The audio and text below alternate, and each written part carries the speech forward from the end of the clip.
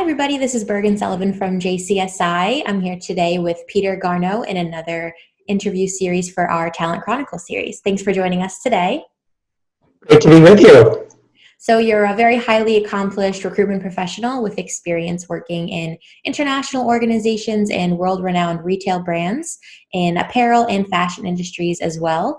Would you like to start by explaining kind of how you got into talent acquisition? Sure. It actually started quite some time ago. I've been in human resources really for about 20 years. And throughout my HR career, there was something about recruiting and really sourcing talent. Like when I had my list of to-dos as an HR generalist, the recruiting piece always would kind of rise to the top of the list. So in 2011, I had the unique opportunity to actually assume a dedicated role in talent acquisition, where I was helping to create a center of excellence actually for talent acquisition for one of my prior employers.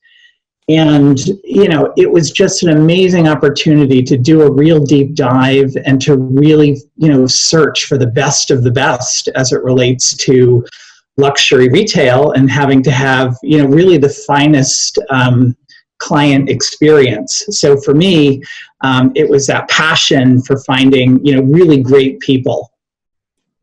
Okay, and what are some key factors and strategies when recruiting for talent in the retail industry? So, retail is a unique industry in the sense of it is fast. And I know that a lot of companies say that they have a very fast work environment and, the pace is frenetic. But, retail, it truly is. We have to hire, large volumes, many high, people to run our stores. And it's really hard. It's a challenge to find people who really enjoy a commission, type of environment. So what ends up happening, because the market is so competitive for talent in retail, you really need to be the first, meaning that you have to respond very quickly when people are seeking employment with you, because they're probably also applying at 5 other retail companies. So the first person to really get to them and engage them is usually the one who will get the talent. The other thing about retail is that, there's so many places for people to work, so many different retail establishments and malls and freestanding stores, that it's really forced us to become really creative at seeking non-traditional types of talent. And, I'm talking professions like financial advisors, teachers, hospitality folks, pharmaceutical sales reps, realtors, car salespeople. Our motto has always been hire the smile and train the skill, because you can't do it the other way around. And I think if you start with somebody who's just got a really charming and, a very winning personality, we can teach them product, without a doubt. I think those are some of the differentiators in retail, in addition to language skills and technological skills are becoming more important as well. There's new technology in the stores that help the sales associates to relationship sell and build customer loyalty and really connect with their customers. So they have to be really savvy with all of the devices and technology. And the other thing is even language skills. One of the brands that I work for currently has a huge appeal among the Asian customer base. And as a result, we need to find associates in our stores who speak Mandarin and Cantonese. And I've worked in other markets where we've had to find people who could speak Portuguese and Russian. So I think, to sum it up in terms of what it really feels like to recruit in the retail space, it's fast. Okay, customer facing, what kind of qualities do you look for in those candidates to make sure that they are going to be good, customer facing rather than just a good manager or sales representative? Yes. So really it comes down to really, in companies where I've worked for, core values. So we look for people who have an entrepreneurial mindset. In other words, they come on board and they really run their business like it's their own business. We need people who are passionate. We need people who love fashion. We love people who, really get a thrill from wardrobing a customer from head to toe. So they have to be really engaging and this, big personalities, if possible. But also, we look for humility. We look for things like global mindset. We can start with a great, as I said, a winning personality, and then we can teach them the product. We can certainly teach them selling skills, but it all starts with their DNA. And what we can't do is teach someone how to be nice. So it starts with, kind of what they can bring to the table. And someone who just really enjoys helping people is who we look for. Okay. And kind of going into the technological standpoint, what types of recruitment technology do you find that you use in your role? Yeah, so a couple of different things here that I can speak to. It really wasn't just with the pandemic that I shifted over, let's say, to video interviews. I've been doing video interviewing really since the technology became available. There's really no need for me to do a phone screen because it's just as easy for me to connect with a candidate and do a video screen. So FaceTime, Skype, Microsoft Teams, Zoom, what we're doing, here today has been great. From a applicant tracking system technology, I think the ATS systems have really markedly improved to really help talent acquisition professionals to develop their own, data and dashboards and, around really important metrics like quality of hire, time to fill, hiring speed, how are we spending, our investments in terms of LinkedIn or Indeed, and really looking at that. And also candidate experience as well is something that we look at. And, I think from a technological point of view, what this has done is it's really helped to tell our story and to really raise the credibility of the whole recruiting function within the organization. We now have metrics. We now have data, just like, many other groups have had for years. So it's made people kind of step back and kind of, a light switch has turned on about, the world of recruiting and what a major function recruiting is to helping an organization continue to grow and expand. Okay. And going into your interview approaches, do you find that you have different interview approaches for a passive candidate versus an active candidate who's, actively seeking a role? I do. And I think, the way you can kind of think about this. So with an active candidate, it's sort of like, what can you do for us? For a passive candidate, and this is somebody who, I'm seeking out because I think they have a great background and would fit really nicely into our company, then it becomes, what can we, do for you? And I think the real art of recruiting, comes into play when you're recruiting a passive candidate, someone who's very happily employed, down the street at a competitor.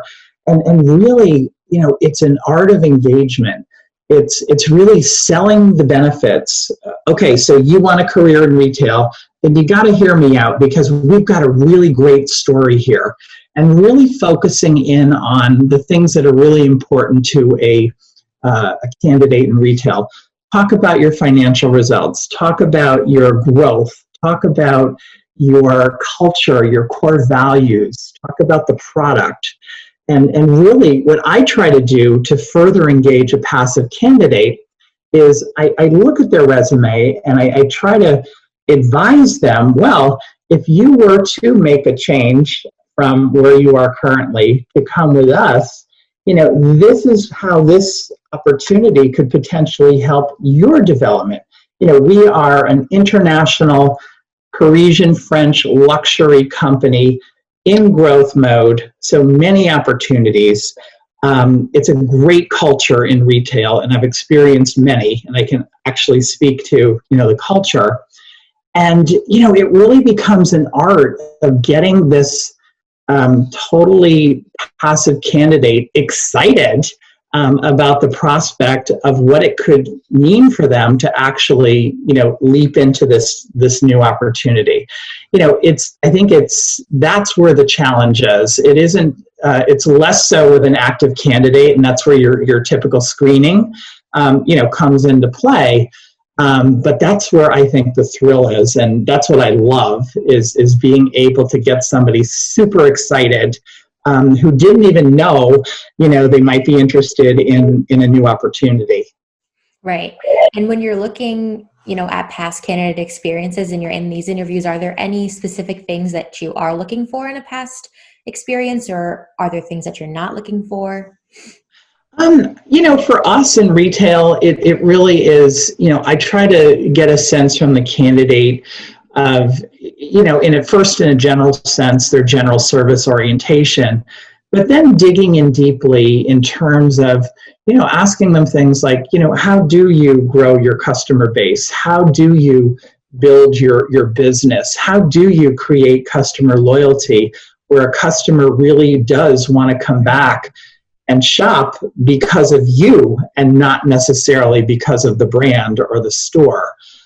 So it's hearing what they've done in the past in terms of how they've kind of built their business is really kind of what I try to focus in on in terms of, what they could potentially offer to us. Of course, the other thing that we look for too is the potential for someone to maybe bring clients, with them. And maybe how many solid, dedicated, dependable, loyal clients, do they think, that they have. So those are some of the things that we kind of focus in on. And then once they're on board, it really becomes our responsibility to teach them, all aspects of our product, the inspiration behind the collections, how you wear them, how you style them, the fit, the fabric, so that when they're interacting with a customer, they are perceived by the customer as a true fashion stylist or a true fashion advisor. Right. Okay. And then going into kind of things that you might see for the future, what types of recruitment and technological advances do you see in not only talent acquisition, but also the retail industry as well? Yeah, I think this is a really key question. And, I think, every year we kind of look ahead to say, okay, what's on the horizon for next year? But I think it's even more of an important question now, especially as we are, kind of recovering from the COVID pandemic, and how does that potentially also factor in terms of transforming recruiting? So I think there's several things that are really important as we move forward. I think employer branding, as critical as it always has been, is even more important, in post-pandemic, and really being able to highlight for a prospective job seeker the culture, the core values, sustainability. Heck, your COVID response, is, I feel very fulfilled to know that my company really has put together a very robust strategy around helping everyone to get through the pandemic. So I think that branding will continue to be very important. College recruiting is going to be turned upside down because it's going to shift from probably on campus to virtual in most cases. I already have 3 career fairs on my calendar for fall where I would have attended in person are now all going to be done virtually. I think more digitalization, more technology. And one of the other things that I think is maybe a little bit unique to retail, but it's been a tough time for retail, and companies have had to significantly reduce their expenses and really control their costs. And of course, one of the biggest costs is payroll.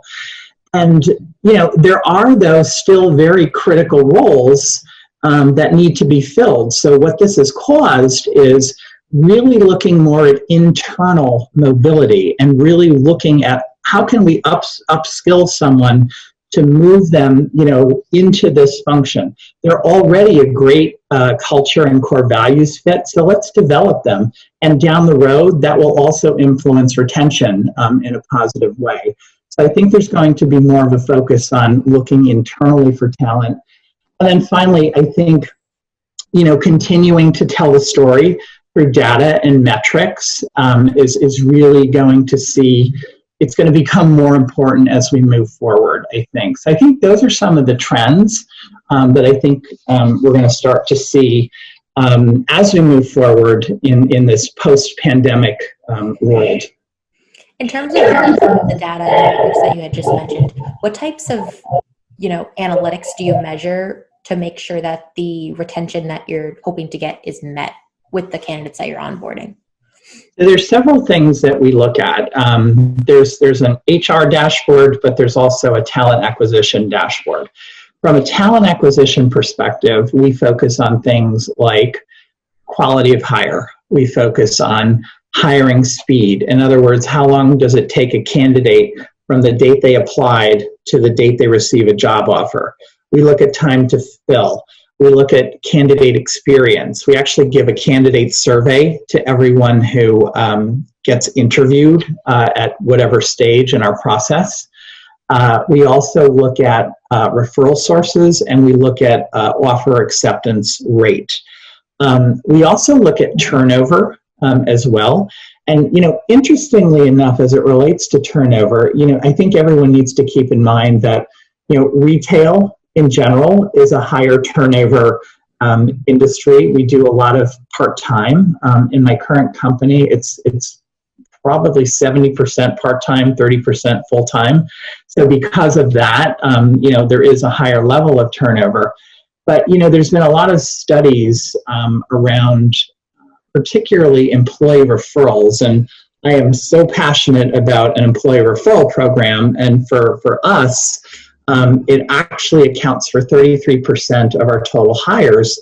And there's been studies done that show if somebody was hired and they were a referral, they actually stay longer because they already, have a sense of someone who works here. They already have a sense of the culture, and they just seem to transition nicely into the company. So, from a metric standpoint, those are some of the things that that we focus on. We have in my current company, we have some great results. I'm specifically proud of our candidate experience results. They're at 90%, and it can be such a differentiator in today's competitive talent market, to the point where, again, a retail person applies for multiple jobs. I've had cases where, because of the experience they had in our company, we offered them a job and probably were not the highest offer, but yet they decided to forego the money part and join us because they felt, so positive about everyone who they interacted with in the company, that at the end of the day, candidate experience really in their mind was a differentiator. And we had to really work at that, because we're not, the number one compensation brand, so to speak, in the market. So those are some of the main metrics that we focus on.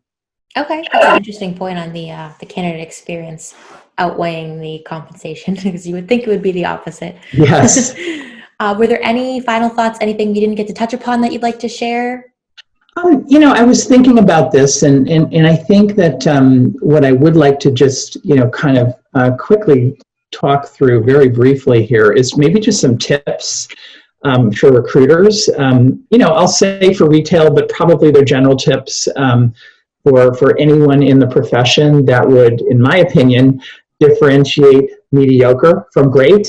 And it's things like learning the business is so important, that a recruiter, can have a conversation with a hiring manager and speak the same language. That just so helps the credibility of the recruiter with the hiring manager if that happens.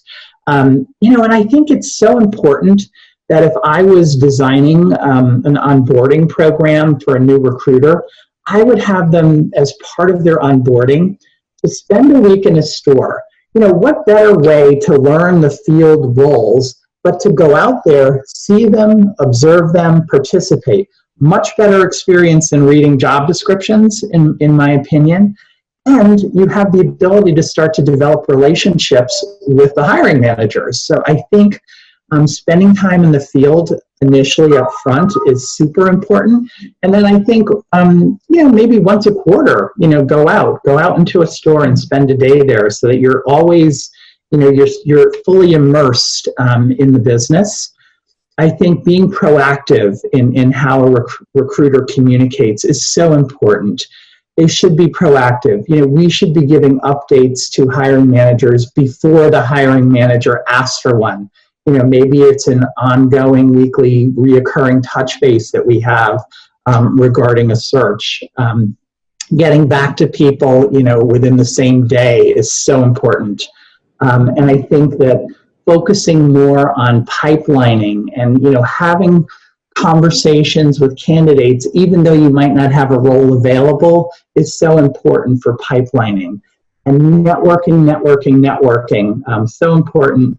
And two other things I would say: be genuine, be human, and post regularly on LinkedIn.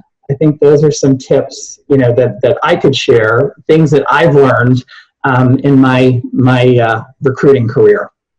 All right, well, those are all great. Thank you so much again for joining us at another series in our Talent Chronicles series. Thanks so much, BERGIN.